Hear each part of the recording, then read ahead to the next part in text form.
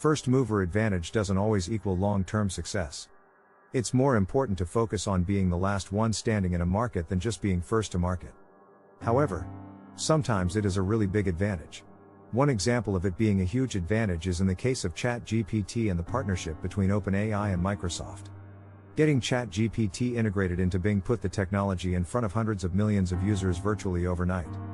Which means they get the major benefit of a runaway data flywheel effect. This flywheel effect works as so. More users and usage means more data, which results in ChatGPT learning and improving faster than those without its data advantage. Which means more people will want to use it and, thus, give it even more data to learn from.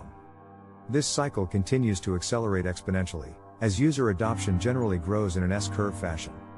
Another major benefit OpenAI has is Microsoft's Azure infrastructure supporting their rapid growth in usage. Since it's been estimated that a ChatGPT prompt is around 10x more CPU intensive than a Google search.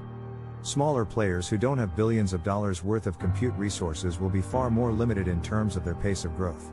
Since no one yet has a business model supporting this new technology, heavy capital investment is required to scale it. Most companies will simply use OpenAI's API to integrate ChatGPT's technology, and OpenAI's other technologies, into their applications. At least until a comparable/better competitor makes their API available. This is an even bigger deal for OpenAI and the AI war. As I mentioned before, the faster ChatGPT's usage grows, the bigger and faster its data advantage grows. And the faster it separates itself from competitors.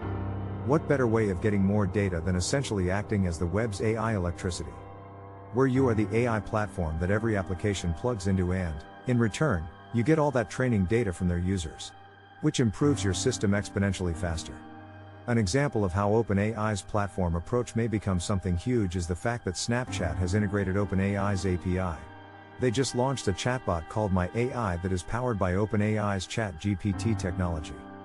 My AI is a custom chatbot that can have natural conversations with Snapchat users, but it also follows Snapchat's trust and safety guidelines. It's only available to Snapchat Plus users who pay $3.99 per month for exclusive features. This will be a good test to see how well this technology gets adopted in different contexts. Will it see true engagement from Snapchat's users, or will it just be a fun novelty feature they use a couple times max?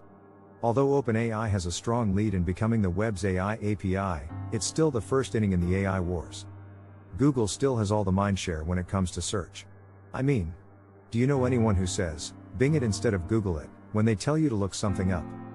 Bing has less than 10% market share in search currently, so if Google's Bard is nearly as impressive as ChatGPT, then they have a good chance.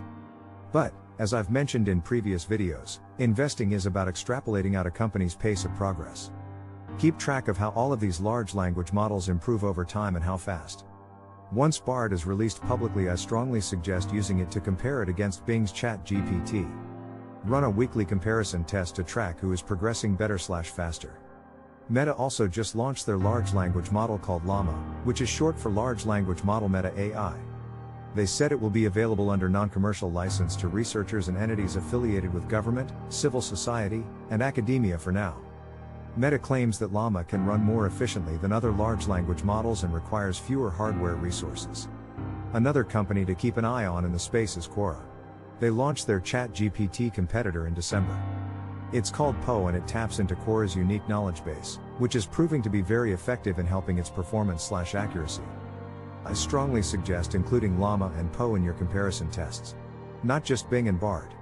It was just announced that Elon Musk is assembling an AI team to work on a ChatGPT competitor as well. He claims it's to address his concern with OpenAI's left-leaning bias that it has chosen to integrate into ChatGPT.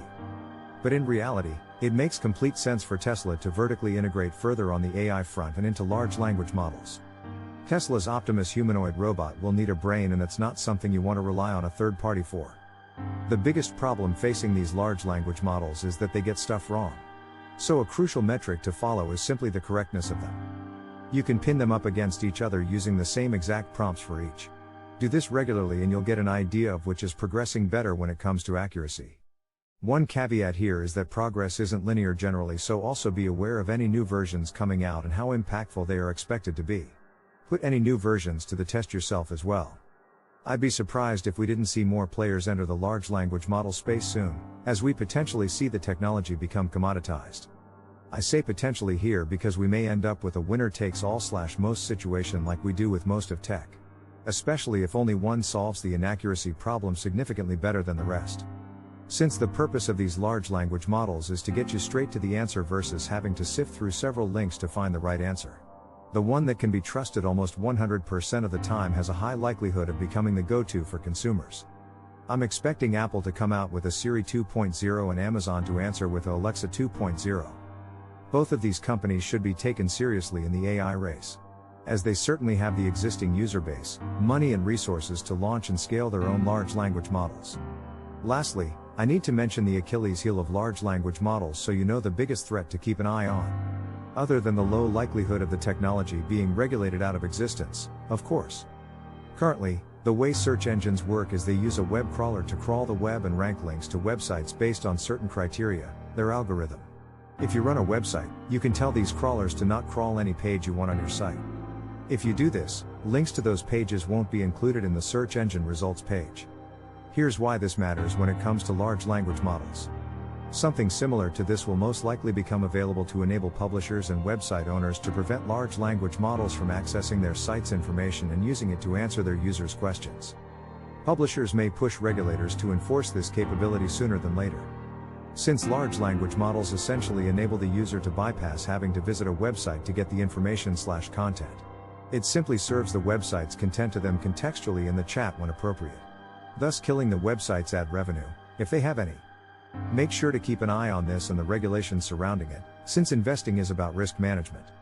It's crucial to be aware of and monitor your risks in order to maintain your conviction. While it's too early to pick a clear long-term winner, OpenAI and Microsoft deserve major credit for getting this incredible technology into the market and forcing everyone else's hand. It will be interesting to watch the business models develop around large language models. Will they prove to be as much of a cash cow as search in the long run, given the significantly higher compute costs and what seems to be less opportunity for ad injection? Will enough consumers pay for a subscription model for it to be a viable means of revenue? Stay tuned.